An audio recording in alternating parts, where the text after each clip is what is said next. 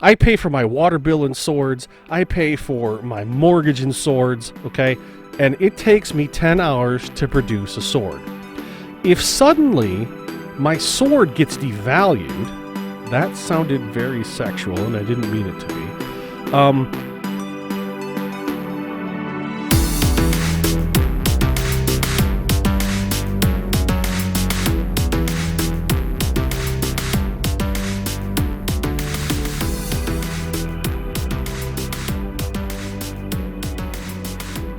Hello, everybody, and welcome to the Why Bitcoin podcast, where we question everything, but mainly, why Bitcoin?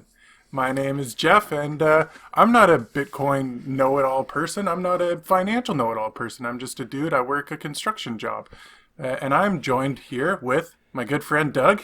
Hi, everybody. Doug, how are you doing? I'm good. Thanks, man. How are you? Excellent. Sorry, that was habit. Hey, did you like that opening?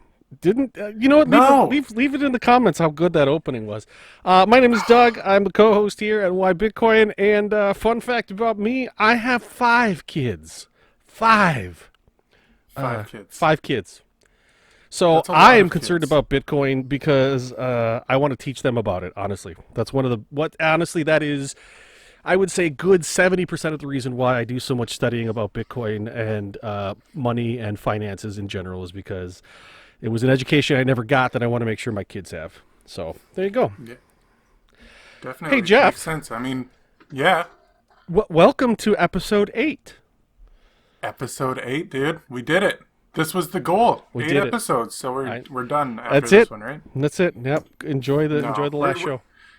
We're just gonna keep going forever. To the moon, baby. 8 is good. To the moon. To the moon. Episodes to the moon. This might be the last episode without a third guest. That's a little teaser for next week, maybe. Don't get your hopes too high. But We are working on it. We're working on it. Yeah, it feels good to be working on stuff. Yeah. Hey guys, you can let's say where they can find us. You can find us on YouTube. Just search Why Bitcoin. We're on Spotify, anywhere you find podcasts. On the what's that podcast thing that you use? That we use? Anchor FM. Anchor FMs. So by the way, posts guys, us to like all of them. Pretty much, yeah. You have to file for some of them, but yeah. So we're on Apple Podcasts. We're on Google Podcasts. We're on, I think it's called Breaker. There's a whole bunch. So anywhere you find a podcast, you'll find us. Pretty much, yeah. So I'm hearing a little bit of sound effects there. yeah, Everything my speaker just shut down, so it's fine. We're good. Let's go on. Okay, keep rolling. We're also on Twitter at @whybitcoin_. One day Jack will give us that at @whybitcoin, but not yet. Yes. So don't forget that underscore. We also have a Discord server. Feel free to join us there. Links you can in the find description. The link for that. Nice. And as always, nice. And as always, if you want to contact us directly, you can email us at askwhybitcoin@gmail.com. Awesome. That's some of the best housekeeping you've ever done, my friend. I think we're getting clean now. My wife actually said, "Hey, this sounds like a podcast" when she listened to it. And I was like, "Thank you." Hello, Mrs. Jeff. Thanks for listening. I don't think she likes being called that at all. I don't know your last name, so whatever, man. Okay. Well, yeah. Okay, let's cover one more thing here before we get going. Yeah, it's important. This is an important one, guys. Listen up. This is important. What you're listening to now, is not financial advice. Not even a just little two bit. dudes talking. Yep. Don't listen to anything we say. This is all absolute blasphemy as far as financial advice goes. We don't know anything we're talking about. Why do we say that? Hey, this podcast is called Why Bitcoin, and I didn't know anything about financial stuff ever, so I just want to hit this point that when I started looking at all this stuff, everybody says that it's not financial advice, and I thought, why do people say that? It doesn't make sense. Like, you're clearly giving financial advice. And some people do it in a joking way, some people do it in a very, very serious way. And when I looked into it, it was because people can sue you if they take your advice and something goes wrong. But not only that, so I was like, okay, well, if it's Bitcoin, I'll just tell people to buy Bitcoin. They'll never sue me because they'll always win. But it's furthermore than that. It's actually the SEC that will come down and sue you. So the actual that organization will come down because that can be logged under market manipulation. So if anybody tries to say something that can manipulate a market, that goes into a very heavy financial legal territory, and that's bad. So theoretically, which is also, yeah. Theoretically, you wouldn't have so much to worry about because you're Canadian. But as an American, in the state in the country where the SEC exists, then I could have a problem, right? So I mean, what are they going to do? They're going to extradite you, honestly. You know, I mean, Yeah, I don't know. Like I'm an idiot when it comes to legal stuff too, man. But I feel like everybody says it, so I'm sure they can get you. Listen, because the markets are worldwide, right? Sure, but I mean, again, in order to prosecute, you have to be extradited, and I would, you know what I would say? I would say we say that there might be a legal reason and a very valid one at that. That's fine, but sincerely. I think, and you'll agree with me, I'm pretty sure on this one. The reason we say this is not financial advice and to do your own research is because you should be doing your own research. You should be investing and investigating where your money is going and what it's doing. And you shouldn't be listening to anybody, honestly. Like, you should take our advice in the sense of like, oh, that's an interesting thing they're talking about. I want to learn more about it. But you shouldn't... Yeah, dive deeper. Right. But you shouldn't be like, oh, these guys said buy Bitcoin, so I should buy Bitcoin. Of course, that's silly. I mean, if some random dude came up to you on the street and just said, hey, man, you should totally buy some Bitcoin, you would be like, no, Mr. Strange Man, I will not do that. And we're basically strangers, so... And for the most part, that's what happens when we tell people to buy Bitcoin. It's true. Like, it's true. A crazy strange man. The woman at the grocery store gave me the weirdest look today. It was so bizarre. I was just like, hey, lady, are you want to tossing buy it some around? Bitcoin? So she wasn't having Don't it. do that. No, I know. You know what I do now whenever I see somebody that's like at the gas station the other day, the gas price was $1.30 or something crazy, and I was like, this is nuts. She's like, yeah, it's crazy. So then, like, as I was leaving, she's just working a cashier's job at the gas station. So I was like, hey, do you know anything about Bitcoin? She's like, no, I don't really know. And I'll just be like, you should just maybe Google it. It might be worth your time. And then I leave. So I just I drop that little seed. Just plant the seed. That's all I want. All right, so our next step then is we have to get business cards, so you can do that and then slap a business card down on and just be like, check this out. I'm almost, yeah, I kind of want to do that. Just like, here's some link. Just put a bunch of really good links on a business card. Let me ask you a question. Videos. It might totally unrelated, but kind of related because of the way my brain works. I read something this week. It was talking about how every small town has like a dude, right, that everybody knows about, but nobody really talks about, right? So like when I was growing up, there was a guy we had in our town we called the Walker, okay? And he just walked everywhere. And everybody from town knew him as the Walker, and they knew of him, but like no one knew his name. He was just this dude who walked everywhere. And so this thing I read said that like every small town in the world has someone like that. And I was just wondering, do Canadians have that? Oh yeah. Do you have? I was gonna say no, but then I thought of like 17 different examples of that, dude. Like, I'll say this really quickly, but I moved recently from a town about 7 hours away, and it was a smaller town than where I'm living now. And this town had a guy that just dressed up as Elvis and walked around as Elvis, and he was just Elvis. He was just the Elvis walking guy. Yeah. He was just the Elvis walking guy. So I guess what I'm saying, Jeff, is that you could end up being your town's Bitcoin guy. Oh God, that's everything I'd ever wanted. I know. I'm just offering you. I'm offering you. What is that called? Career advice. There you go. I don't think you can make a career out of screaming about Bitcoin, but you definitely can make a podcast about it. Anyways, nailed it. Okay, let's. Moving right along to the energy on this show already feels weird, doesn't it? Like it just. I'm smiling today. Oh no, I'm loving it, but it just has a weird energy, man. Everybody you might want to strap in. I'm not quite sure what's going to happen here.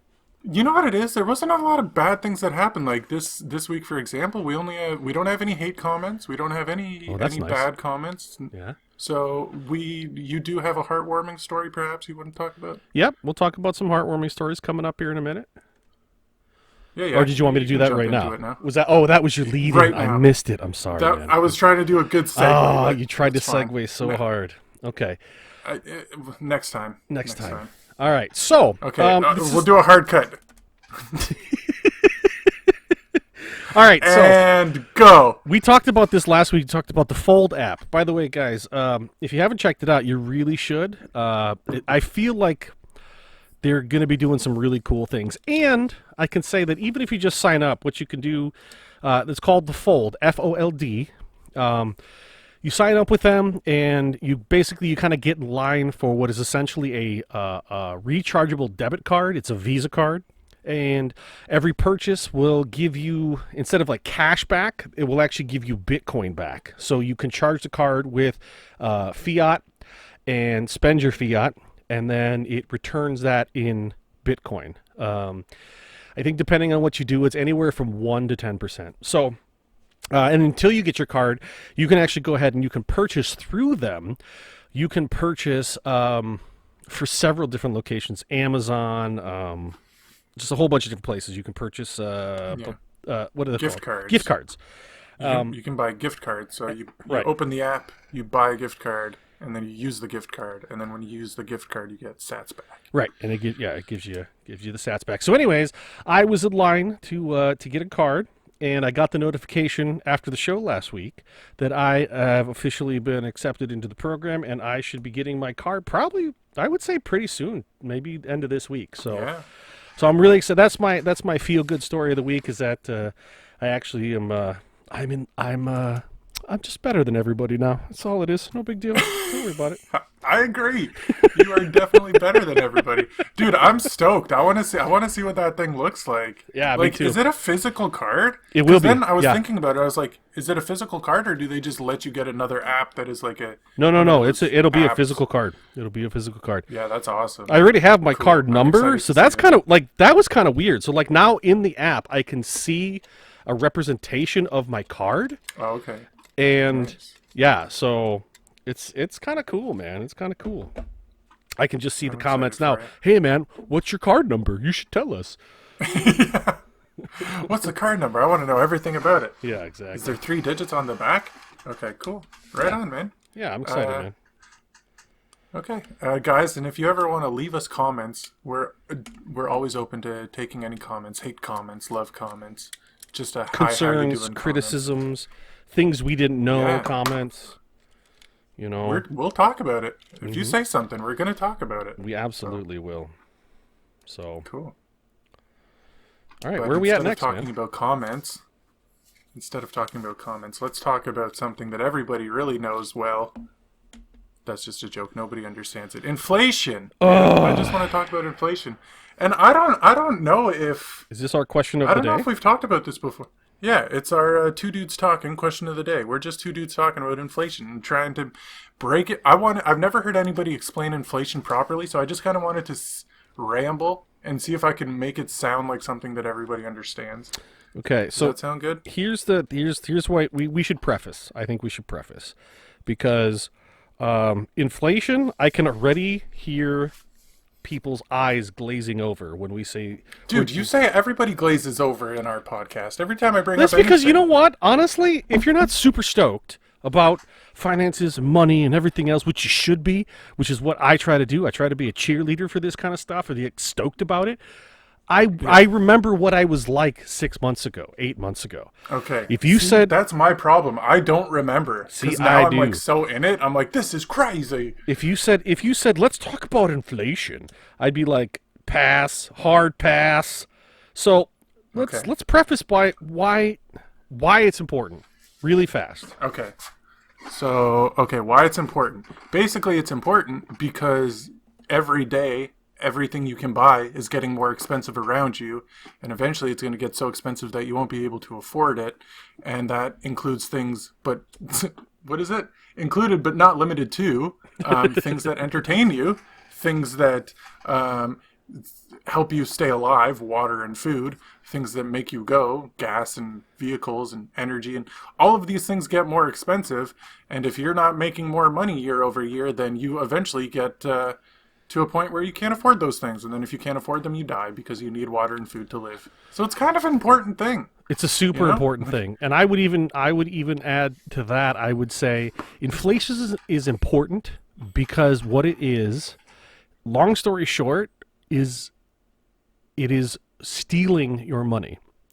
It is literally taking value out of your pocket, and it is stealing your money. That's what it is. Now, it can happen a lot of different ways, and we'll talk about that. But for the most part, bottom line, the government is stealing. It's essentially, it's a hidden tax. It's a tax that no one talks about. I see that phrase, yeah. You know, no one talks about it. No one acknowledges it. Certainly not the politicians. Okay? They're not going to talk about how their spending sprees are literally taking money out of your accounts. They're taking money out of your pocket. And that's why inflation is important, and we need to talk about it. So go ahead, my friend. Hit it. Yeah. Do it. Okay, so let's explain. So first off, if you're sitting there thinking, well, inflation doesn't affect me, I just hold my money and I save my money, so I'll be fine. And I work Wrong. I work at my job. Yeah, I work at my job, and last year I got a $2 raise, so I'm making more money than last year. Mm-hmm. The problem with that is that if inflation goes up by, if you, like, let's say it in percentages. So if you get a 2% raise in your salary or your wage, but inflation goes up by 5%, you just lost 3% of your salary. Like, that's just quick maths, you know? Yep. If you don't understand that, we'll just do, it basically goes like this. If you have 2 and then you take away 3, you have less than 1, and then you lose money. It's a bad thing. I want to talk about how it actually works, though, because I was like, we can say inflation all we want, but what is it actually? Where does it stem from? So I kind of wanted to hit on that. Yeah, okay, that's fine. Okay, so here, this might sound a little rambly. I tried to think about it in my head how I was going to say it. I'm like, I'm gonna interrupt you where I think clarification needs to happen, just so you know. Okay, sounds good. Okay, so let's put it this way. So step 1, the government prints money, okay? So how does that affect inflation? Well, what happens is more money goes out into the world, and therefore people want more of it because they know that more people have more of it, which adds to prices. That definition is a little bit weird. I think an easier way to describe it is when wages go up.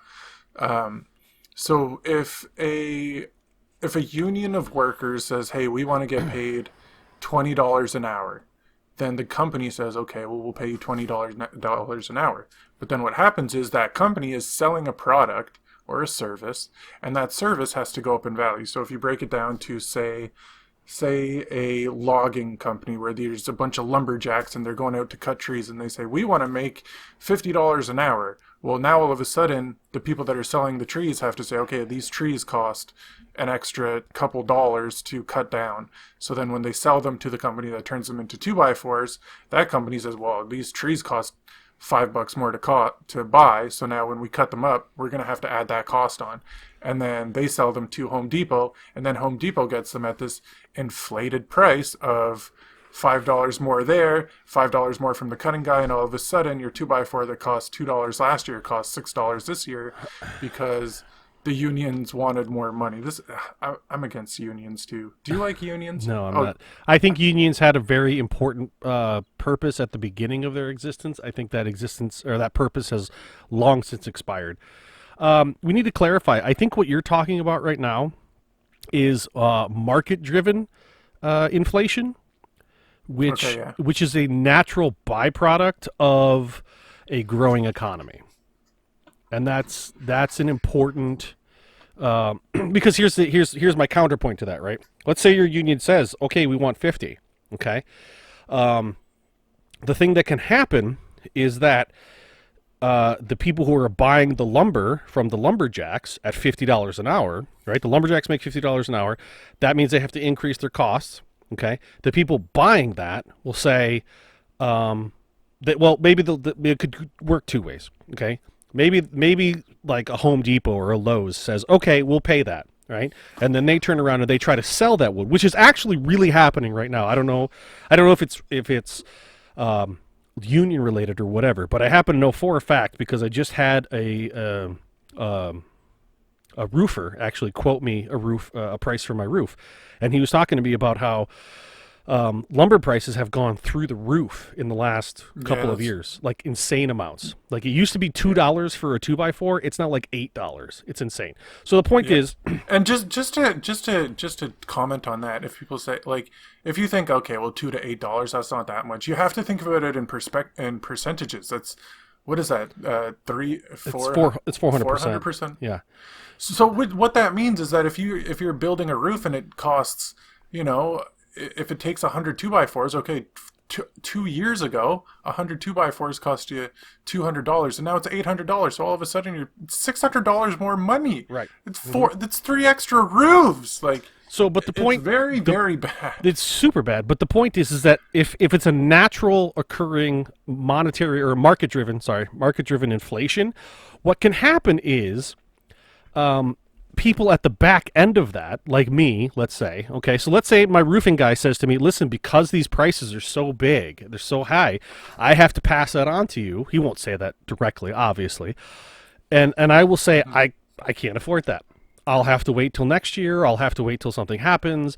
And so that wood will not get purchased, right? Which means that will drive the price down, essentially, right? Because I don't care if you say, let's say there's a pen, right, and you tell me that pen is worth $1,000, and I say, okay, sell it for $1,000, and nobody buys the pen, is that pen worth $1,000? No. Things are only worth what you're willing to pay for them. So in a market-driven inflation, things do tend to go up because people are trying to edge things up in their favor, right?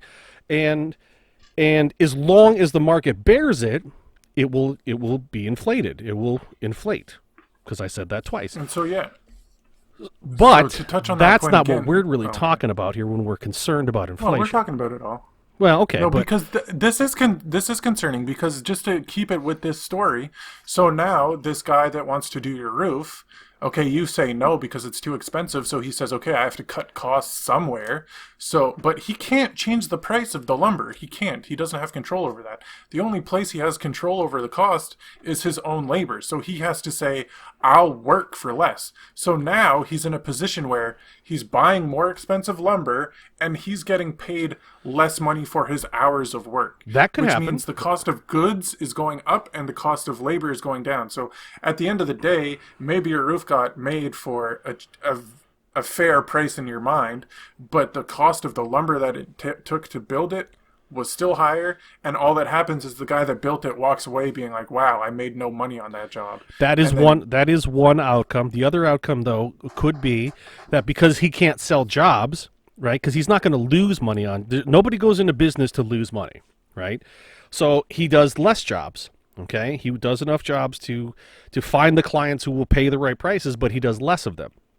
So that means Lowe's or Home Depot or wherever he's getting his wood from, they have to purchase less because they're not selling as much to the final end contractor, which means then that gets transferred right back to the very beginning of the line, as it were, where the lumberjacks aren't going to be able to get 50. You know what I mean? Like there is a balancing effect in a natural economy where, because listen, I've said it before, I'll say it again, I'm a capitalist. I think people should try to get as much money as they possibly can as long as it's legal, right? As long as it doesn't hurt people, then, and by hurt people, I mean take advantage of, okay, right? Yes. Because obviously anybody can claim, well, that roof is too expensive, that hurts me. Well, that's not the same thing. But the idea of like criminal activity, collusion, that sort of stuff, I'm not. That's not capitalism. That's something else. But in terms of inflationary actions in a capitalistic system, it has checks and balances. It has a certain tipping point where the consumer, whichever consumer it is, whether it's Lowe's or the very end consumer, somebody along the line will go, that's too much. I can't stand that. I literally can't afford that. And it will stymie that inflation. You know what I'm saying? So Yeah, but what? So let's talk about what's happening now then, because people are getting to a point. It wasn't because of inflation at first. This is where I get confused, mhm. and maybe our listeners do too, because things are getting more expensive, but also people are not working, and so they're giving out government money, Yep. but that money isn't. That money is just fake money. This is where the fake money causing inflation doesn't make sense to me. I've been trying to figure it out. Do you have a good way Yeah, to I do. explain I it? do. Yeah. So when we're talking about monetary policy from governments causing inflation, and that's why I want to distinguish the two, because I think it's really important to understand that there is a natural occurring inflation, which is, it's not necessarily, I wouldn't call it good, but I wouldn't call it bad either. It just is, right? If you're talking about monetary policy that causes inflation, what you have to do is you have to understand the concept of value value versus scarcity.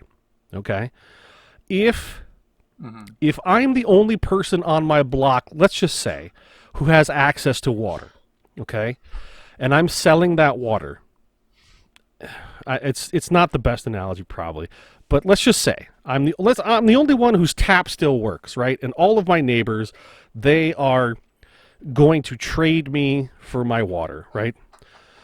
If suddenly somebody else's tap starts working, there's more access to the resource, and therefore the price will go down. Okay, because now, let's say I'm charging $5 a gallon because I'm an asshole and I'm going to keep people from water, right? If somebody else suddenly comes in and they are providing water, they can sell it for $4 a gallon. That will drive my price down, okay, because it disperses the value essentially, okay. So what happens is money is actually a lot like water. I didn't even mean to do that, but it actually worked out pretty well. Money flows Nice. to like the lowest point, and so that's why it's like water. But in terms of money, if there's more dollars, okay, it's just like any other resource. You have to think of it like a resource. So if I have the only $10 that exist, those are very valuable $10. But if everybody has $10, then it's not as, look at it like a penny, right? If you have a bunch of pennies, do you really care about the pennies? Like, it's just sort of this natural presumption about the value of something. If there's a lot of this thing, then we assume it to have less value. And honestly, overall, it has less value. This is why, very specifically, this is why we don't use things like seashells or rocks for our money, because anybody could go and pick it up. It doesn't have any value, right? We assign value to things that are scarce. That is pretty much how value and monetary policy works. So when the Fed prints up $1 trillion or $2 trillion or $9 trillion more dollars, then the whole playing field of dollar value essentially goes down, because none of those dollars have really been taken out of the system. We've just put a lot more into the system. Is that kind of clear? Yeah, it does make sense. It does make sense. It's just, it's weird when you're talking about like dollar bills in that sense, because I mean, there's a lot of different directions you can go in how the value of a dollar bill changes. Like, you can print a dollar bill, like $100 bill, but that $100 bill only costs pennies to make. Sure. So, Well, but right. what So have we there's always that said about aspect of it. But always said about money? What really is money, right? Essentially, yeah, yeah, it's a measurement of time, right? It's a value of our time. We exactly. so the point is if how else could you let's maybe let's tackle it from a different angle, right? Yeah, I'm really trying to figure out how. Okay, so basically, they make all this new money. There's all this new money out there, but now the money becomes worth less than it was before. So then, all these people that haven't been working are like, okay, well, I have. Basically, if the government said, hey, everybody, we're going to give you $1,400 in the 1920s, that would make everybody crazy rich because Right. the money was worth way less back then, so you only needed so much No, money no, to be able no, to. no, no. The money had more value back then. Oh, sorry, yeah. Okay. It had more. Look, So everybody would be super rich, but now everybody gets like $1,000. It's like, well, what am I going to do with this $1,000? right. And then you pay off maybe 1 month of rent, if that, or maybe half a month of rent, Right. and then all of a sudden, okay, I'm still not working, so I need another $2,000 now. Now I need an extra $4,000 because everything keeps going up. And like you said about the oh, you made a good. Oh, the pen. So the pen has value because when somebody buys it, right? So the same thing's happening in the housing market where people are putting these houses up for $500,000, $600,000, $700,000 for a house. And you'll see, okay, well, that house is only worth that so long as somebody can buy it. And somebody can buy it because the prices are inflating and people know that that money keeps going up. So if they keep pricing houses higher and they keep pricing all these things higher, then people keep buying them. It eventually gets to a tipping point where nobody can buy it anymore. And then all of a sudden, all at once, everything plummets in price because nobody Well, has money anymore. Unless they keep printing money. again, yeah. So you're kind of mixing the market driven inflation, right? Yeah, I know. See, And because it is hard. It is really hard to distinguish between the two of them. So when we're talking about, like, let's say the housing bubble of 2008, okay, what was happening there was that the government was essentially, not only did the government mandate that banks make predatory loans, which they did with I believe it was the Frank Dodd Act, but then they were also subsidizing those loans.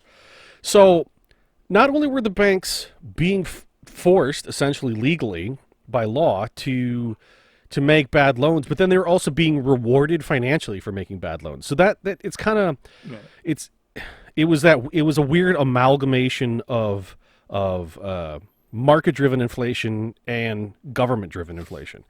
So which these are all things that happen in history at Right. in different countries where you start spiking hyperinflation. right. So Right. so one of the So- ways to think about, like, in terms of the government inflation, I really want to focus on that because that's a dangerous one. Okay, that's the one that you and I hate the most. Okay, let's I just think say, they're both bad. well, I think there's a certain. Okay, focus on the one. Okay, so I'm trying to. on the I always long try to term bring it market, down to, like, basic concept kind of stuff. Let's go back to the pen. Okay, let's say there are 10 people. Okay, and you're the 11th guy, and you're selling that pen. Okay, and we'll keep it in the same numbers. We're going to sell this pen for $1,000. Okay, now everybody has $1,000 in their pocket, and they're interested in the pen. We're making these assumptions so that this analogy kind of works. Okay. If everybody's interested in the pen and everybody has $1,000, okay, then my pen suddenly becomes more valuable than $1,000, because what that means is that somebody's going to try to find $1,001 to be able to get the pen. Outbid. Right, to outbid, essentially. So what happens if the government comes in and gives everybody a check for another $1,000? Suddenly my pen becomes $2,000 worth of value, because everyone wants that pen, right? And everyone suddenly has $2,000 worth. So that is where government printing money causes the cost of things to go up and the value of the dollar to go down. Because what used to only take you $1,000 to purchase, okay, or maybe $1,001, now will cost you $2,000 for the exact same thing.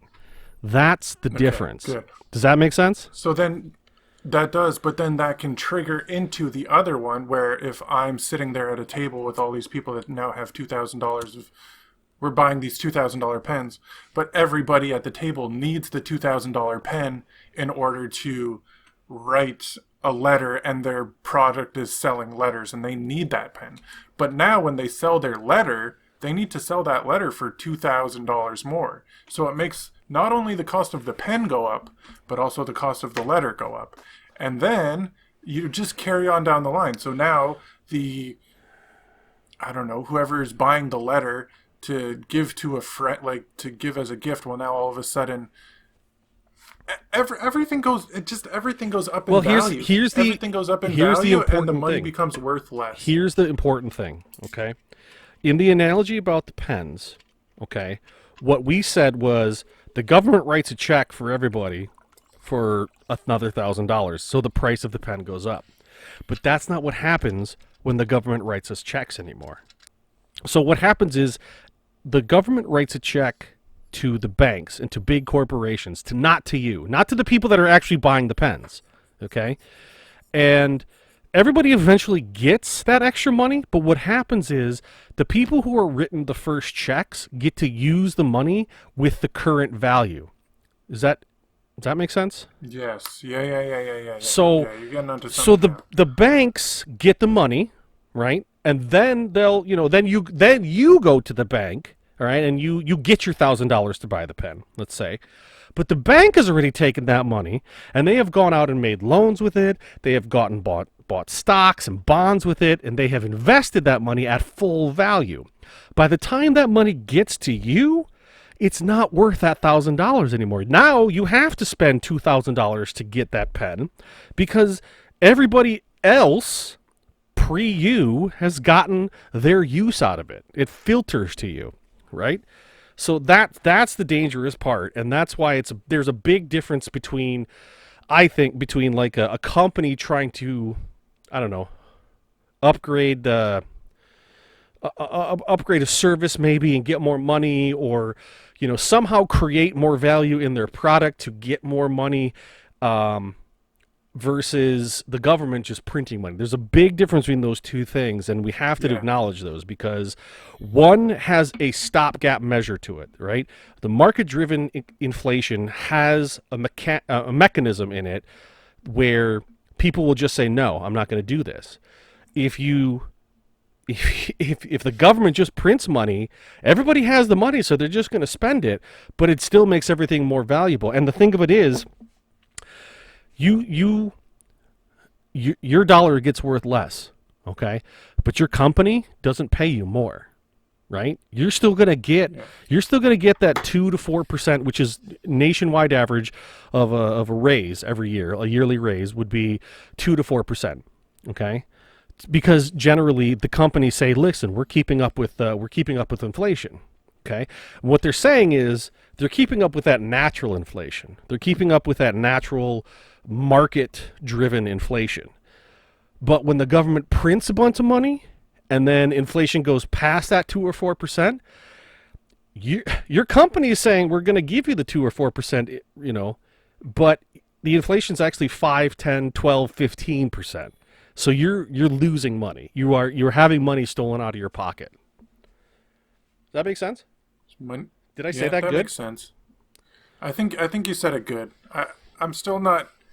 It's hard to if you're listening to this and you don't get it, it's fine. We're gonna talk about it again. Yeah, absolutely. There's so much to try and unpack. But what you need to know is that inflation is bad, and you need to be scared about. Or you don't need to be scared, but you just need to be aware of the fact that the dollars are losing purchasing power. And what you can buy with your money today is going to be less than what you can buy in a year from now, and that's not good. Let me do this, okay? For everybody who's still listening and interested here, here is a fun fact you can look up. You can fact check me on this one, okay? And I'd love to hear your comment on it. But this will make it very clear, okay?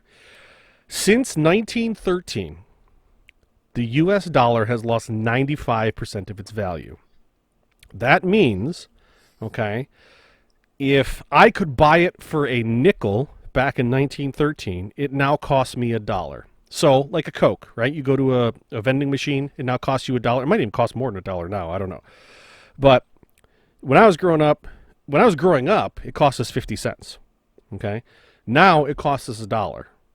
You put your dollar in the Coke machine, you get a Coke.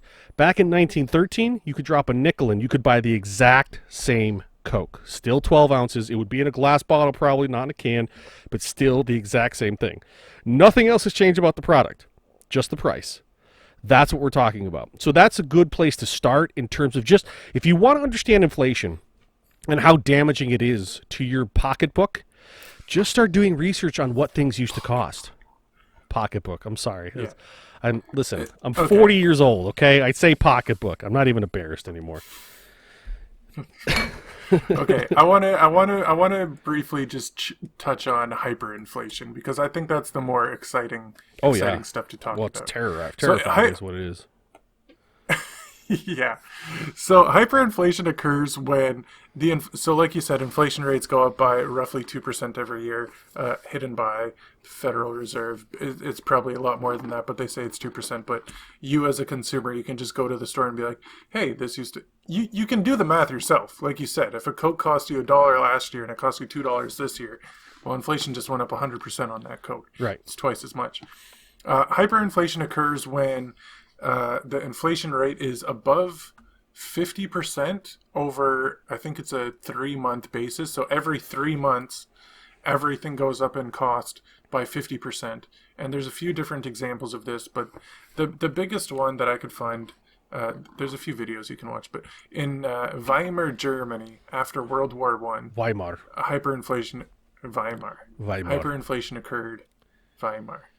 Hyperinflation occurred big time, and this is where you can Google pictures of like people with wheelbarrows full of bills to go buy stuff, and people were getting paid in the mornings, and then people were getting paid in the afternoons because when you started work in the morning, the amount of money you made was not going to be enough for the money that you needed for the afternoon, so you had to get paid twice.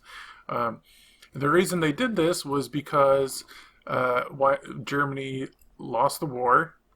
I think if you're gonna have to do some fact checks on Germany, World War One history. Here. Germany lost both of the wars, man. Yeah. So what happened was that they got stuck with the bill for the war. The world said, "Hey, you guys lost. You pay these bills for everything that it costs." And they said, "Okay, well, we'll pay with our what are they called? Deutschmark. They weren't called. No, it's not a Deutschmark. Deutschmarks came later. There was 4 different sets of marks that they had, but I'll just say Mark 1, 2, 3, and 4. So Mark 1 was out, and it was backed by gold, and then they had to remove it from its gold backing, and then it was just backed by the German government, and so then they decided, okay, we'll just print more. So they printed as much as they could in order to pay off their debts. So that ruined their local economy because all of these marks were getting printed, and it got to a point where they needed to print like $100 million bills just for people to buy loaves of bread with. So then what happened Can I pause you right there for 1 second just to really hit a point? Okay. If let's just say the government owed $1 million, okay, they didn't create value. What they did is they literally printed $1 million worth of bills to pay off the debt. There's no value in that. And that's Yes. and that I think that's a really important point to understand, because there are people, you see them on Twitter, they're talking about it right now. Why don't we just cancel college debt or cancel our mortgages, or let's just print our way out of the debt that we owe China or Japan or whatever. That kind of thinking is exactly what Weimar Germany was thinking. Yeah. That's exactly what they were doing. It didn't work out so well. No, because you can't just take a debt and then just print. I mean, it's literally, let's look at it. $1 is basically an IOU, essentially. Okay, and if I just spend the whole day, let's say I owe Jeff $1,000, and I have little sticky notes, and I just write I owe you $1, I owe you $1, and I just do that 1,000 times, and I hand it to Jeff. I haven't done any. I haven't created any value. There's nothing there on that piece of paper that says suddenly this is valuable, right? That's what we're talking about here. That's the danger of this. Keep going. I'm sorry. I just wanted to really hit that point. Yeah, with this, it's basically, yeah, like when, this is just a side note, but now I got some cash like last week. I'm holding cash. I'm holding in my hand. I'm like, I don't care. Like, you just feel like this is just a piece of plastic. It doesn't matter anymore. It's so silly how much people like this. But yeah, one thing you have to realize is that money and currency are 2 different things. So they were printing currency, and a currency, like you said, is just an IOU, whereas a money is something that has value that you can give to somebody and give it anywhere, and that will be like, this is valuable. So if you paid me in Oh, what's something that's valuable to us in between each other? I don't know. So you have a really nice sword that you made in your blacksmithing shop, and I said I want that sword, and you say this sword is worth $1,000, and in my head I say I know that this sword is worth $1,000. When you give me this, our debt is done. So you Right. say, okay, here's this, and the debt is done. But what you did instead was say, here's a piece of paper saying that I'll give you this sword later, and then I'm waiting on it, and then Right. you never give me the sword because you don't have it. So you say, okay, I'll give you two swords. And you print a piece of paper saying, I'll give you two swords. Right. And then I'm like sitting there waiting. So the debt hasn't been paid yet. It's just been IOU'd. So then that just multiplies and multiplies and multiplies until it gets to these extreme numbers. So somebody came in and said, okay, let's just change it up for a second. And then I can't remember what the guy's name is. These are all historical figures. History is fun. But he said, okay, well, let's change it. Instead of being mark number 1, it'll be mark number 2. And a mark 2 is worth 100 trillion mark 1. So then they did that. But the only thing they did was this: they had to keep printing because they didn't have a way out. And eventually somebody came in and found a way to... I don't want to get it. Should I get into all this? No, I think at a certain point you kind of lose the message because we're not doing a history lesson on Germany right now. It's not a history lesson on Germany, but yeah, okay, that's a fair point. So what you need to know is printing money doesn't add value. It just adds currency, and currency is nothing but pieces of paper that have no value whatsoever. So if you have a safe in your house that has, a few $100 bills in it, and you're like, yeah, I'm holding that few $100 bills, that few $100 bills is losing value. And if hyperinflation hits, that few $100 loses value very quickly to the point where it goes from being worth a few $100 into a couple bucks. It happens really quick. So hyperinflation is something to watch out for. And if you look around, you might see that a lot of the triggers that are going on in the world right now are looking towards hyperinflation coming to a theater near you soon. You said something here that kind of hit my brain a little bit. It tickled my brain in a way. You're talking about how swords, right? Like I owe you $1,000, and this sword is worth $1,000, right? What are we actually saying when we say we're going to trade in barter as opposed to currency, right? What we're really saying is, and we've said this a million times, I've said it a million times, I'll say it a million more times, I don't care. Money, currency is just a measurement of time. If you're saying I'm going to trade that sword, right, to pay off the debt, what you're saying is this is $1,000 worth of my time and effort that I'm paying off with. Okay? So what I want people to think about right now, okay, is you only have 24 hours in a day. You only have 365 days in a year. You only have so much time. You cannot produce more time. You cannot make more time happen. So if there's anything that devalues that time, you are being stolen from. If it takes you, let's say we'll keep with the swords for right now. We'll keep with the swords idea. Let's say it takes me 10 hours to produce a good, well-crafted sword to do business with. Okay? And we go back to the barter system. We get off currency for a second. And I pay for my water bill in swords. I pay for my mortgage in swords. Okay? And it takes me 10 hours to produce a sword. If suddenly my sword gets devalued, that sounded very sexual, and I didn't mean it to be. It's okay. But moving on. But if my time is suddenly devalued, then I have to now do 20 hours of work to essentially produce the same thing. So switching that over to currency, if I work for 10 hours and I make $100, okay, but now that $100 won't buy me today what it bought me yesterday, then I have the hours that it takes me to achieve that. You see what I'm saying? It will now take me, let's say, 12 hours to produce enough money to purchase what yesterday only cost me 10 hours of my work. That's what I mean when I say your money is being stolen from you. Because it's not your money being stolen from you. It's your time. It's your life. Your time's being stolen from you. Exactly. Yes. And you cannot, and the big takeaway is you can't make more time. That's the only finite resource. That is the finite resource. That is the thing that is the most valuable. And so what you should do, and this is kind of tangenting, I admit, but what you need to do is you need to find a way to maximize value of your time versus getting more money. It's not the same thing. Yes. Right? Yeah, it's very, very different. Very, very so different. if you're chasing an amount of money that you want in the future, like I want to have $1 million someday, and you put your whole life towards finding that $1 million, and then in 50 years you have $1 million, but all of a sudden that $1 million can only buy you that day what today could be like a loaf of bread. Well, what did you just do? You just wasted your whole life for a loaf of bread. So don't do that. No. Stop chasing money.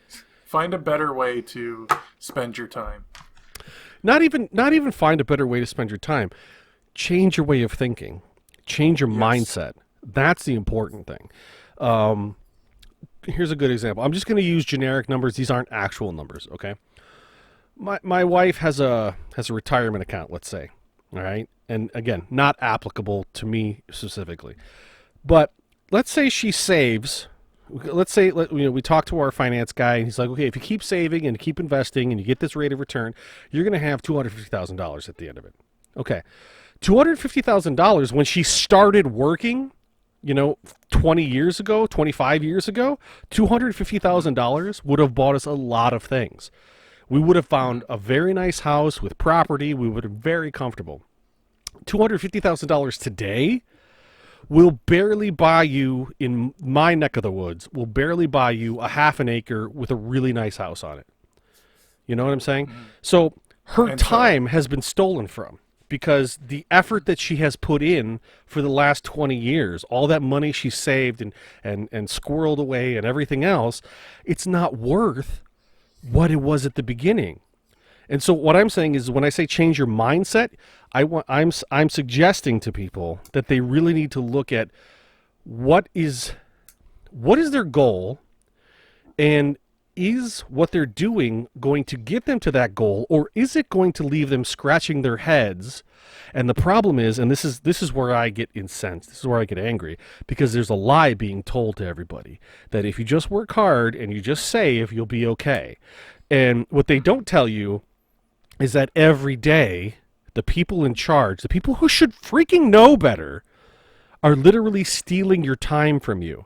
And when you get to 65 and 70 years old and you're going to retire, if you're going to retire, I don't ever plan on retiring because I think it would be boring, but if you get to that point, you're going to have to still work. You're going to have to go, and then you're not going to be able to do the job you were doing because you're going to be considered too old to, they'll phase you out or whatever.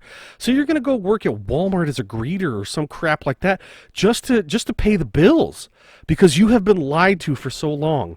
And it's not your fault, and it's not even the people that necessarily that were teaching you the lie. That it's not their fault, because they were taught a lie.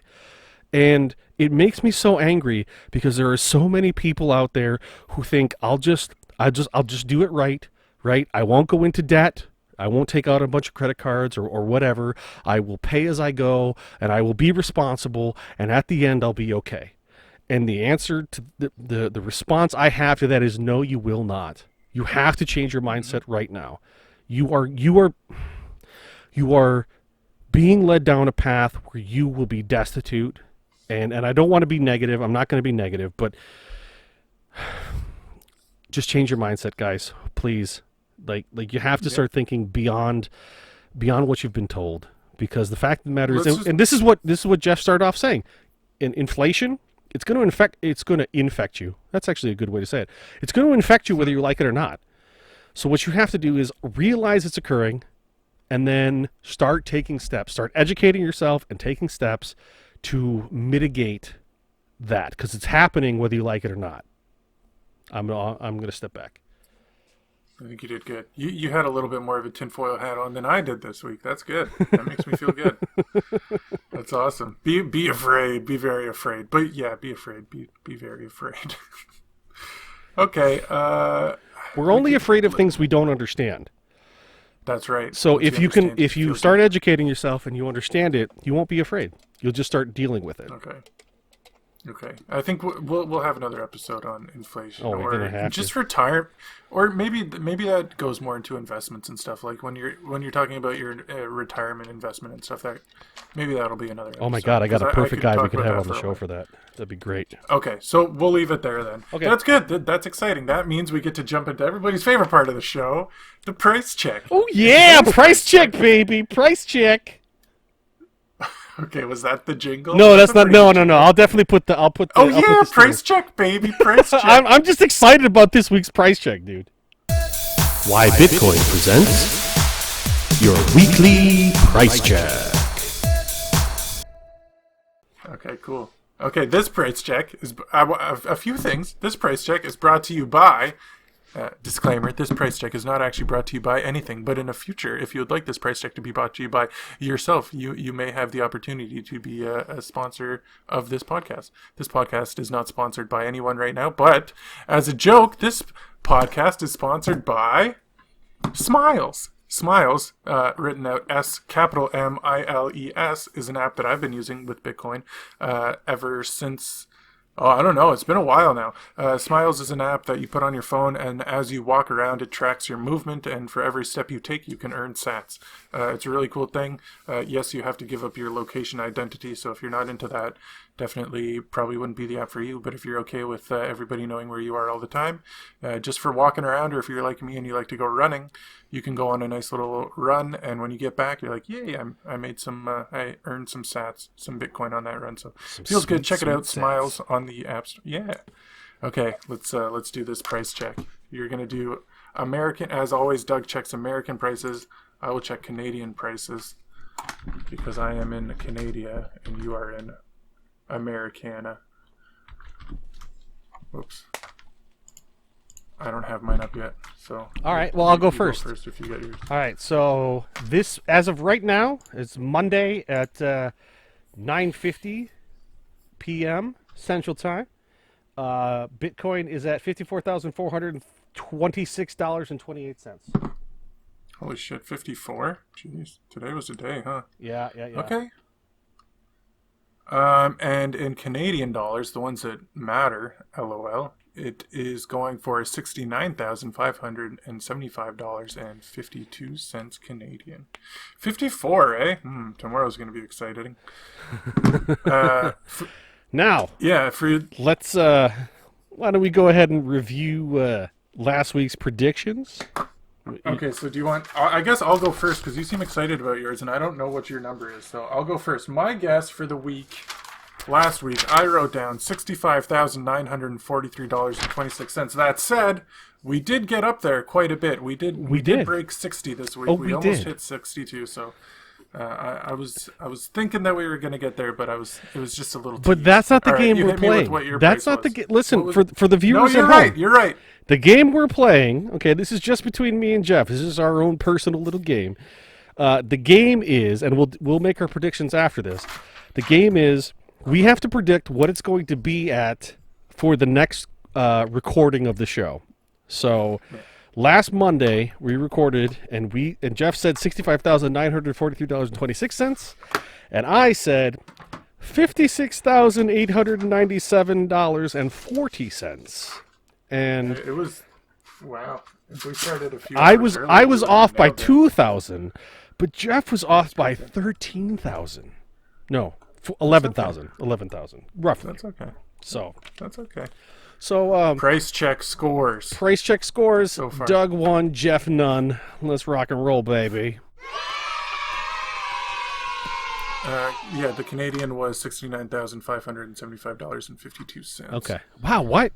That's a lot of loonies. Have you guys gotten devalued? I feel like we were a lot closer last week. The Canadian dollar, we're pumping money out the window like it's crazy. Bro, we just pumped $2 trillion. That's so crazy. Dude, No, we're making a lot more money. It's disgusting. I follow him on Twitter. I'm like, Justin, man, you gotta stop, dude.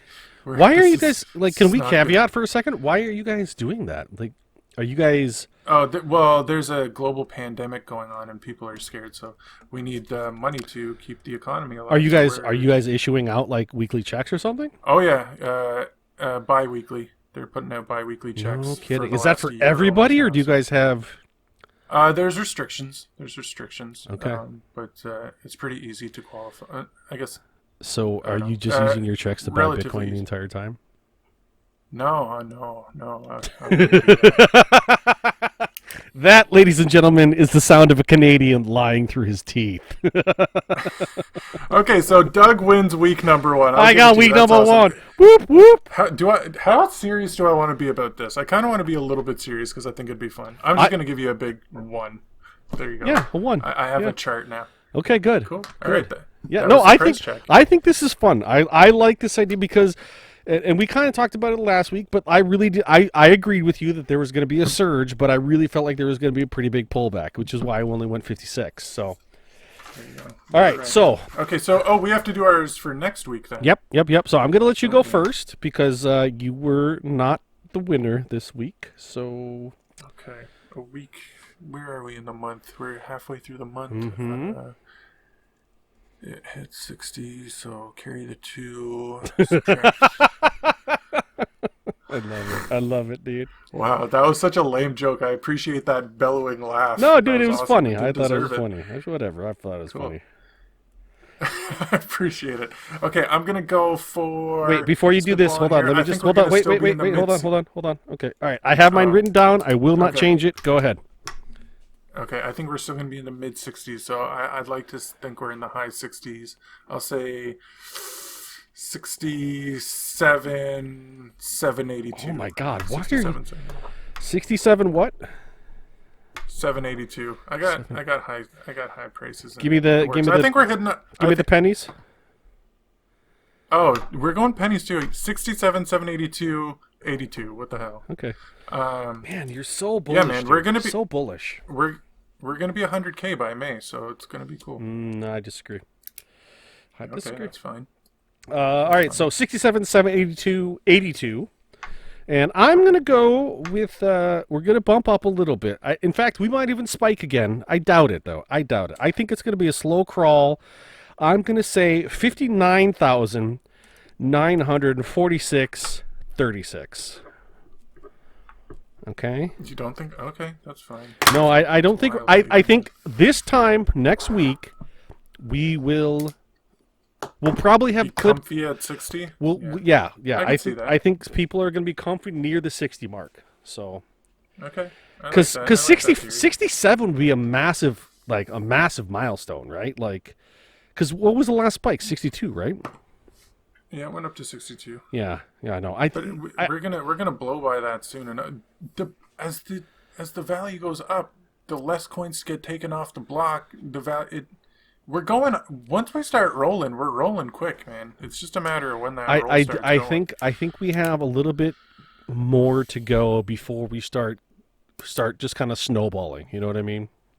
I really think if we haven't started snowballing. I mean, again, we're kind of in the snowball. Well, I mean, we had a huge pullback, dude. So we'll see. You gotta zoom out the graph, brother. No, zoom out. Listen. If you're hodling, it doesn't matter, right? I don't care.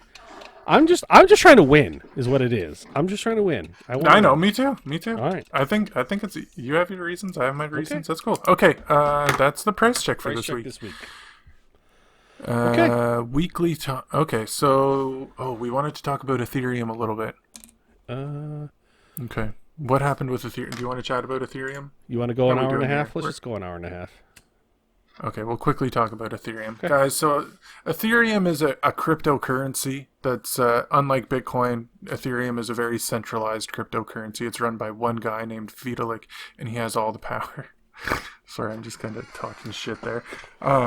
Yeah, can we... wait, hold on. We need to preface this, okay?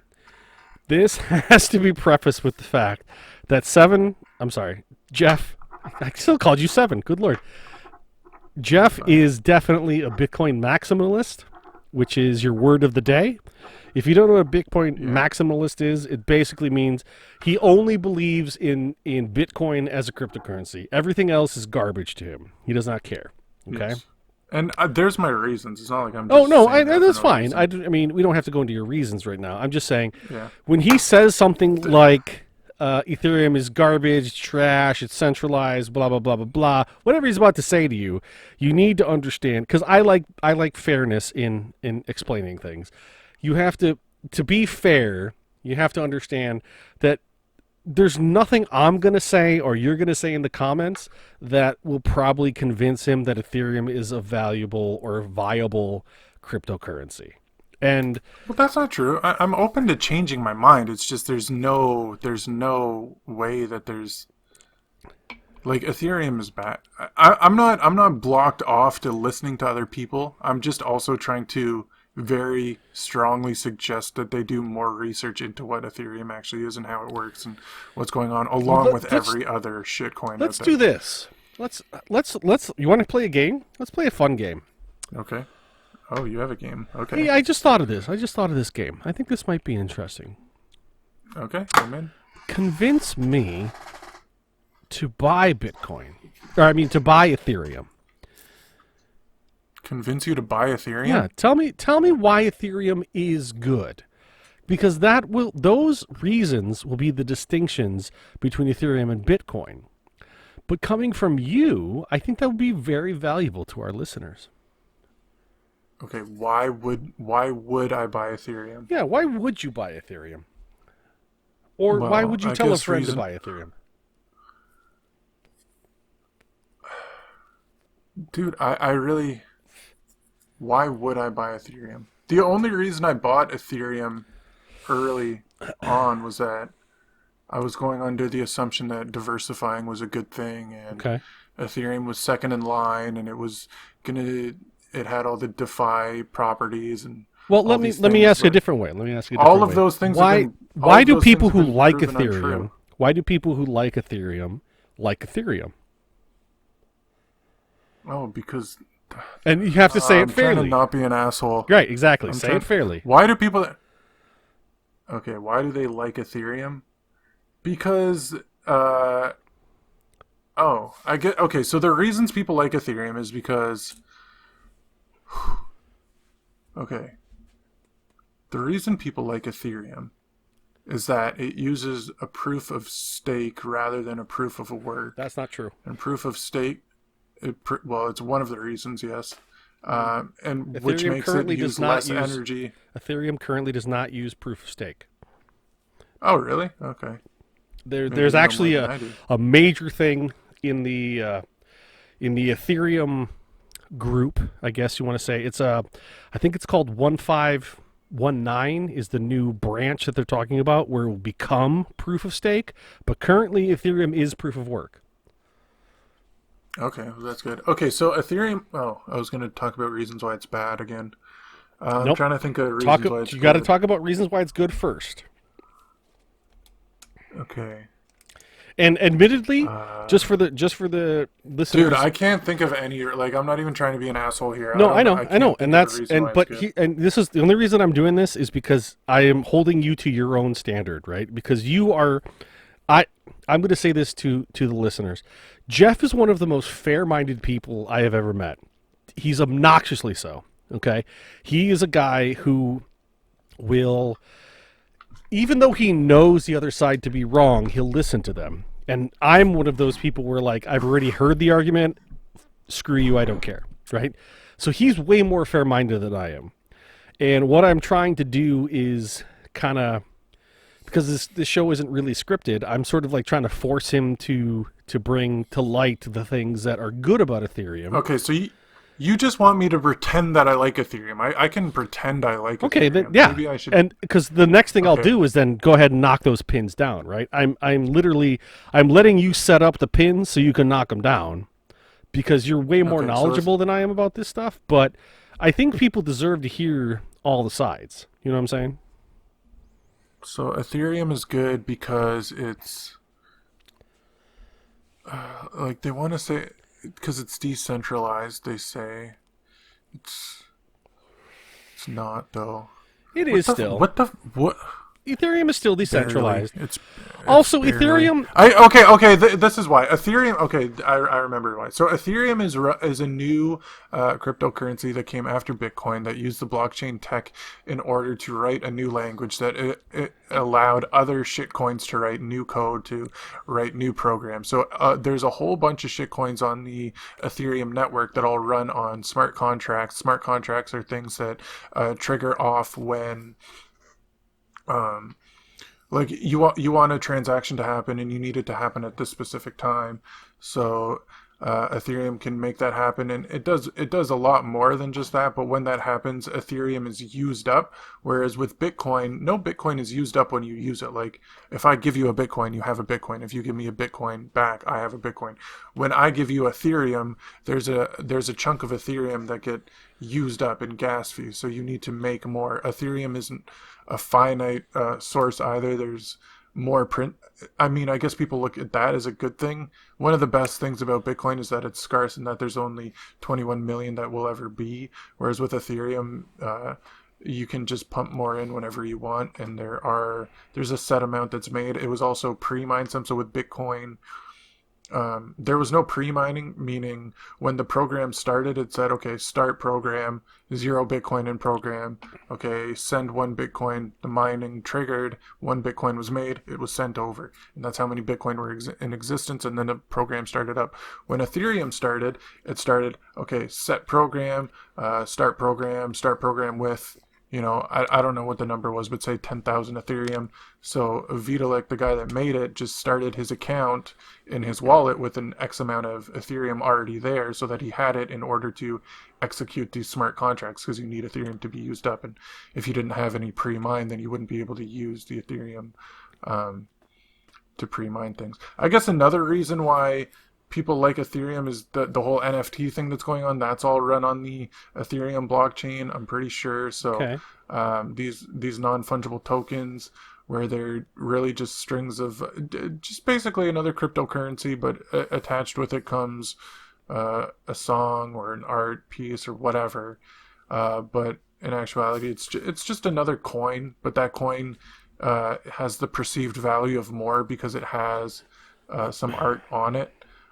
So you can do that with Ethereum, but again, it's kind of irrelevant because why have why this is did we talk about NFTs? We said we might talk about NFTs. We mentioned Okay, I'll quickly. NFTs on your. I'll quickly. What does that mean? Okay, so okay, I did put that in there. So, I lost my train of thought. Okay. Why would you? me- No. I have it. Okay. I have it. Why would you? Why would you buy an NFT that's worth, even if it's worth, say, $1,000? This one coin is worth $1,000. But you could just buy Bitcoin, which in the future is going to be worth much more than that. This is why I don't understand why people are buying NFTs. Like, why have something with a perceived value when you can have something with an actual value? You know what I mean? It doesn't make sense to Well, me. I mean, the argument is essentially the same. Bitcoin is valuable, and we talked about it before. Why is the pen worth $1,000, Jeff? Yeah, because people Because will have it for that. people will pay for it. Why is a Bitcoin but worth here's the 50, what do we say? What, 50, 54 $54,000? 54. Because that's Yeah. what people will pay for it. So Yes. that argument... But the Bitcoin is also has a major a much larger network effect, whereas there's a lot more people interested in getting into Bitcoin. That's just the fact that it's a bigger network. Whereas with NFTs, okay, one person bought this NFT for $10,000. Now he has to go out, put in the work in order to find somebody else to buy that. So that NFT can lose value a lot quicker if nobody wants to buy it. Well, here's the thing. We have Whereas to. You Bitcoin, and I both it's have a lot to do, easier. We both have to do research on NFTs because there was a band. Who was I forget who it was. They just released an album as an NFT. It's Kings of Leon. Yeah, Kings of Leon. So, as I understood NFTs, it meant that like there was a piece of art, and the only way you could own the piece of art was if you owned that blockchain of that piece of art, right? But how does a band release an album that's an NFT, because obviously they're going to sell to more than one person, right? And by the way, listener, dear listener, if you understand this difference, again, we're just two dudes talking. We don't know all the answers. So if you know, please reach out to us and explain it to us, because it's confusing to me as well. I'm not. I put Jeff on the spot because I thought it'd be kind of interesting, but I don't know the answers even a little bit. So we're just here to spark ideas, man. Yeah. I don't know. I watch a lot of videos and listen to a lot of podcasts, but there's so much to learn. There really is. So let me hit you with my aspects of Ethereum, as it were. Okay. First of all, I want to say I think Bitcoin is genuinely an asset in the sense that it will hold, retain, and grow value. Okay, I think Ethereum and many shitcoins, okay, could be a speculative thing. In that sense, in the sense that it attracts people to the medium that is crypto, I think it's important. I think the more people that can make money off of crypto, okay, because I believe in the concept of crypto. I believe in a concept where the fiat currency isn't being issued by a government. It isn't being micromanaged by some Fed or some corporate or government house somewhere, okay? I believe the idea that if we can move away from that as a society, as a group, as a world society, then we will be more independent and more autonomous. That is what I value, okay? Do I think Bitcoin is probably the best version of that? Yes, I do. Do I see value in Ethereum? Yes, I do. Because you can trade it. It can be a currency. It is a currency, just like Bitcoin. It has detractions as far as I'm concerned as an investor, but it is a different tech. It has taken the blockchain Bitcoin technology and it has gone to the next iteration of that to try to make it more accessible. I think that's valuable. I think the more people that are interested in it, the more people are manipulating it, I think that's good. And that's why I see value in Ethereum.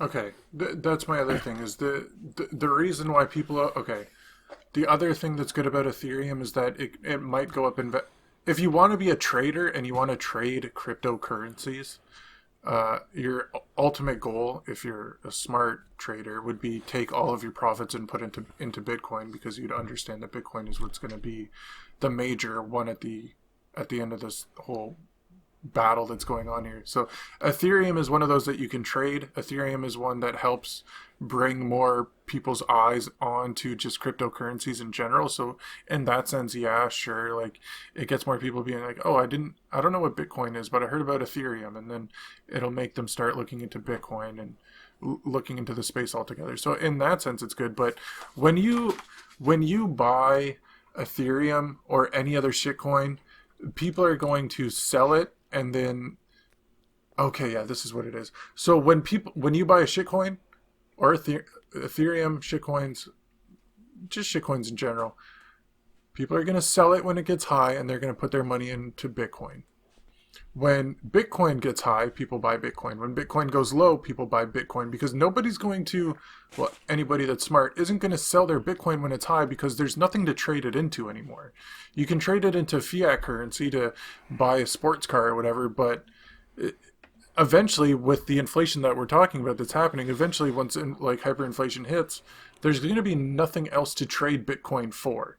So you can just skip a step by doing all these trades with Ethereum and other shitcoins, and then you can just buy Bitcoin and not worry about trading, and you'll gain all the benefits of everybody else trading, because all of their trades are going ultimately into Bitcoin. And all you have to do is hold Bitcoin and let everybody else trade and lose their money, because if you lose your money on one of these shitcoin trades, all that happened is it's in somebody else's pocket, whereas with Bitcoin, it's always yours, and you're safe from inflation of the US dollar. Whereas with Ethereum, you're just trying to scam other people out of it. Okay. That's a lot to unpack Does right that, there. But here's the thing. This is the way I heard it explained, and it makes the most sense to me. Okay, Bitcoin is a hold asset, right? A hold and retain asset. Ethereum is not silver, right? Bitcoin is like gold. Okay, even though Jeff disagrees with that, that's fine, whatever. But gold historically has been the asset you purchase to just retain value. It goes up a little bit, that's great, whatever. But what you're really trying to do is you're trying to not lose money. Okay? Ethereum essentially is like the stock market. This is how I heard it explained, and it makes the most sense to me. If you invest in Ethereum, you're investing in a suite or a large host of different technologies and coins and everything else, because there's a lot of coins that are actually based on the Ethereum chain. And yes. and so what you're really doing is you're investing in like the stock market of cryptocurrency. Okay? And if that is your bag, if that's what you like to do, you want to go ahead, you want to micromanage and nuance your way into a fortune, you can do that with an Ethereum blockchain technology.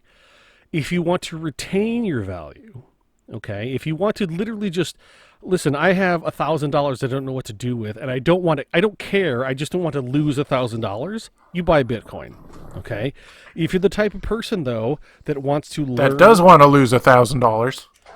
well, I mean, If you're the type of no, person that does want to lose that thousand, is that what you were going no, to? It sounded like that's what you were going to say. no, If you smart do want to ass. lose that $1,000, No, you can because just you put know it in what? Ethereum. You can buy technology, you can buy crypto that will up in value, and you buy in the lows and you sell in the high, just like the stock market. Okay, like another, it's kind of technically a shit coin, but it's one of the more prestigious shit coins, Litecoin.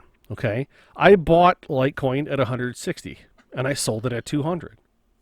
Right, so I made $40. That's fine because that's what I was Okay, doing. That's what I was focused. but If you know so what what you're you need to talking about, really think about, go. what you Yeah, really need to think about there though is, okay, look at the percentages you made on that Litecoin. So what'd you say, 160 to 200? So it went up. yeah, Oh man, I'm really bad at math, but it went up $40 over X amount of time. So yeah. you need to be able to know if It went up had like you just put like that 25%.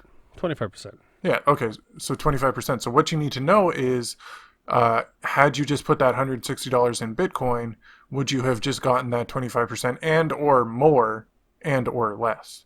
And Right. then also value in how much time you put into watching those trade times.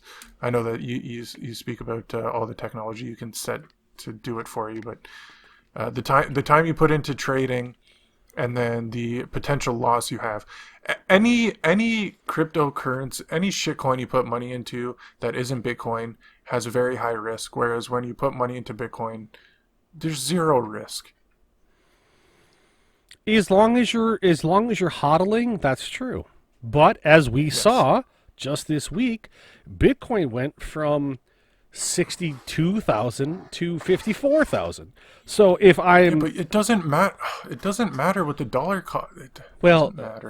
of If course it you does. if you plan on Currently it does. if you plan You can't pretend it doesn't. once, but when inflation hits, it's not going to matter because then that dollar cost is just going to plummet so fast, and the cost of a Bitcoin it's going to go skyrocketing. That's why I wanted to talk about inflation for a little bit. And I'm not disagreeing. I guess what I'm saying is there are people out there who want to be more active in what they're doing. And to those people, would be my advice, not financial advice, but just my advice. I would say you should probably be like an 80-20. 80% Bitcoin, and if you want to play market, if you want to go ahead and monitor things and play with trying to get the most gain out of your cash, and by cash I mean converting your fiat into the most you could, then go ahead and spend 20% on Ethereum or Litecoin or whatever you want to play with. Go ahead and do your research. I don't care. But the idea that I guess my problem with your attitude, Bud, is you are there are people that are heavily invested in Ethereum. Like, that's their thing. There are reasons not to like Ethereum. I get it, and I agree with them for the most part. But that doesn't mean that they're not valid. Because at the end of the day, we always talk about this idea of something is only worth what people are willing to pay for it. And Ethereum currently is trading at about 1,800. And when I first bought Ethereum, I bought it at 800. So, I mean, I'm already up 120% or whatever it is. You see what I'm saying? Like, and remember, for those that are listening, just in case people don't know, you don't have to buy a whole Ethereum or a whole Bitcoin. Correct. We haven't said that in a while. You can buy percentages of these things. Right. So I guess my point is that and this is a difference in our perceived goals, right? My goal isn't necessarily to tell a person only buy Bitcoin or only buy Ethereum or only buy Litecoin. I don't care. I don't care what you buy. I really don't. Buy gold, buy land, buy silver, whatever it is, get out of fiat. That's my purpose. Because yeah, I agree. And so I think what you're saying is right. I think what you're saying is in terms of stability, Bitcoin is the best way to go when it comes to cryptocurrency. Bitcoin is the most solid. It is the most prestigious. It is the top tier. But if you're a type of person who wants to dabble and wants to play around, there are lots of people who have made a lot of money on Ethereum, and there's lots of people that have made a lot of money on shitcoins. You know, and if you want to do the research, lost on that, a lot of money on those oh, coins. absolutely, as well. absolutely, A lot of people that lost a lot of money. That's true. That's true. There are a lot of people who have made a lot, and there's a lot of people that have lost a lot. And if you're one of those people that wants to play that market, go for it. My blessings, whatever. But the point is, at least you're being proactive with your money. You're not letting some government entity steal the money away from you. That's what I care about, right? So, yeah, you want to invest in Litecoin? Listen, I have a friend. He invested $5,000 in Litecoin, and the last time I talked to him, he was down like $3,000. Okay, it's not a good call by my standards. By my what do they call that? Comfortableness with loss or volatility, right? Like, it's a very volatile market, but people can make money on it. And I guess the only thing I care about is people making money. I just want people, however they do it, if they can do it well and they can investigate and do it well, then I don't care how you make your money. I really don't. Just do it. You know what I'm saying? So if you're looking to long-term invest and you just want to, if you want to just okay, so Bitcoin is more of like a mutual fund, right? Where you plunk your money in and it's just going to gain value and you're not going to worry about it. Bitcoin, do that. It's going to be really boring. You're just going to make money all the time. You're not going to do anything. I would agree with that. Going up in value. I would agree with that. But if you want, it's not really boring. It's actually very exciting. I'm just saying, man. Like, I think there's value on all of the fronts. I do think there's some problems with Ethereum, but I think that there's a lot of good points to Ethereum. I think the most important thing, honestly, is to understand that this technology is super brand new. I mean, Bitcoin's been around for 12 years, but in terms of how it's evolving, like, there are new things, like NFTs were not a thing, 3 years ago?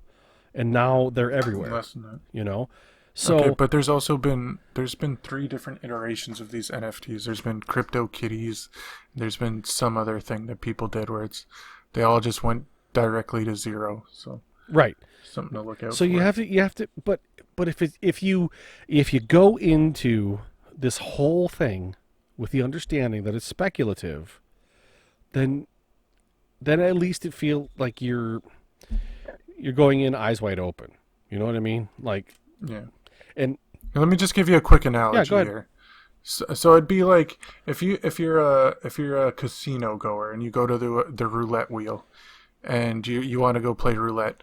Okay, so the ball's bouncing around. It's bouncing around. You can place your bet, and this is what playing the Ethereum Ethereum and trading shitcoins is like the ball's bouncing around and you're making your bets and maybe you hit the right one, and then buying Bitcoin is like walking up to the table when it's already landed on black 17, and then you see it there, it's done, and then you bet on black 17. It's like you already won. It was boring, but you win. All right. I mean, that's why I like Bitcoin. That's why you're a Bitcoin maximalist, and I am a free market capitalist that is excited about non-fiat currency. There's the difference. Cool. Okay. Right on. All right. Should we leave it there? I don't know.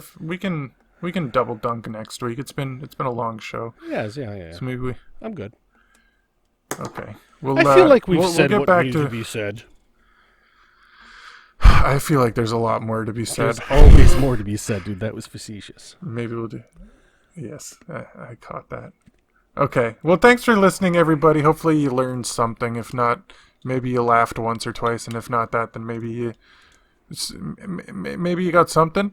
Maybe you got and you something. know what? If you didn't, let's pretend for 1 second that we weren't super entertaining. I mean, I don't know how you could have not seen us as super entertaining, but let's pretend for a second you didn't get anything out of this. Well, what would you have wanted to get out of this? Yeah, we're dying for questions. Please, not dying, but we're not dying, but we like to hear back. Feel free to comment down below. Yep, exactly. Comment down below, as it were. Awesome. So, until next week. And with that, my name is Doug, and I am with Why Bitcoin, and I have 5 kids, and this is my co-host. I'm Jeff, and okay, you didn't have to do the funny little info at the end. I do what I want. You know why? Because I don't play by the rules. Thanks for listening, guys. We'll see you next week. Night, guys. Bye.